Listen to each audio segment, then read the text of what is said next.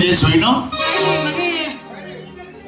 মানে হঠাৎ অন্য মনস্ক কিছু নাই কিছু নাই কোন ধরিছ না কিছু তো নাই কিছু মতো লুচৌছ কইবা দরকার নাই সে ফটোକୁ তবে যোଉଠି ଯୋଉ ଜାଗାରେ ରଖିଲ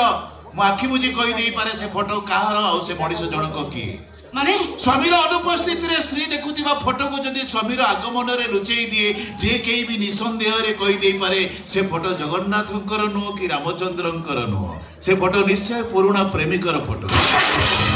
ଠିକ କହିଲି ନା ଗୀତା যদি জানিছ তাহলে পচাশ কইবি ସ୍ୱାମୀମାନେ କ୍ରୀତଦାସ ଏକଥା ସତ ହେଲେ ସେମାନେ ଲୁହା କି ଇସ୍ପାତରେ ତିଆରି ନୁହନ୍ତି